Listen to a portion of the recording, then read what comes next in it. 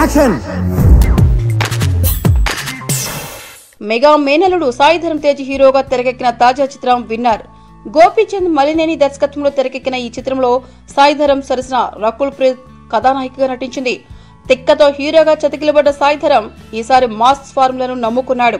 శివరాత్రి సందర్భంగా నేడు విడుదలైన ఈ చిత్రం సాయిధరం తేజ్ ని నిజంగా విన్నర్ని చేసిందా లేక మునుపటి చిత్రం తిక్కా తరహాలో మరో ఫ్లాప్ ని ఖాతాలో వేసుకున్నాడో తెలియాలంటే మా రివ్యూలోకి వెళ్లాల్సిందే. చిన్నప్పుడే తండ్రి మీద ద్వేషం పెంచుకుని పారిపోయిన కుర్రాడు సిద్ధార్థ తన తండ్రి తనకు దూరం అవడానికి కారణాలైన గుర్రాలను, రేసులను కూడా ద్వేషించడం మొదలు పెడతాడు. అలాంటి కుర్రాడికి రన్నింగ్ రేసర్ సీతారపై ప్రేమ పుడుతుంది. ఆమెను పెళ్లి చేసుకోవాలంటే హార్స్ రేస్ లో గెలవాలని హీరోయిన్ ఫాదర్ రూల్ పెడతాడు.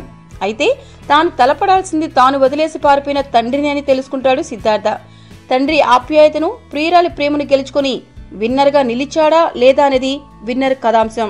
సాయిధరం తేజ్ కెరియర్ లో ఇప్పటి వరకు పోషించిన వీక్ క్యారెక్టర్ గా విన్నర్ చిత్రంలోని సిద్ధార్థ పాత్రను చెప్పుకోవచ్చు. అసలు సాయిధరం ప్రేక్షకులకు దగ్గరవడానికి కారణమైన energetic dance movements, engaging fights సీక్వెన్స్లు ఒక్కటి కూడా విన్నర్ లో లేకపోవడం పెద్ద మైనస్. రకుల్ పాత్రకు పెద్దగా ప్రాధాన్యత లేకపోయినా అందాల ఆరబోతతో అలరించింది. జగపతి బాబు స్టైలిష్ ఫాదర్ గా అందరికంటే బెటర్ పెర్ఫార్మెన్స్ తో ఆకట్టుకున్నాడు.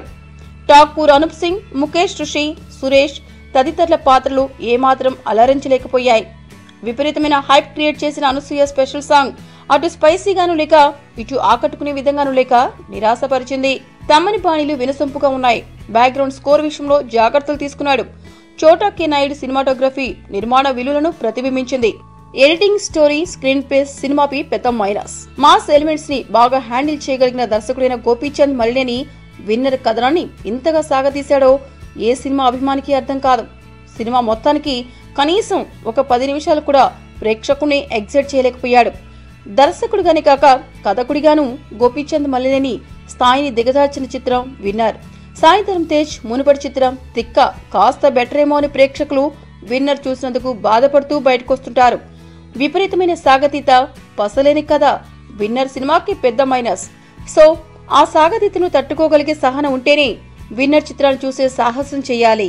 మీకు ఈ వీడియో నచ్చితే ఒక లైక్ కొట్టండి, లేకపోతే కామెంట్ చేయండి. బట్ సబ్స్క్రైబ్ చేయడం మర్చిపోకండి.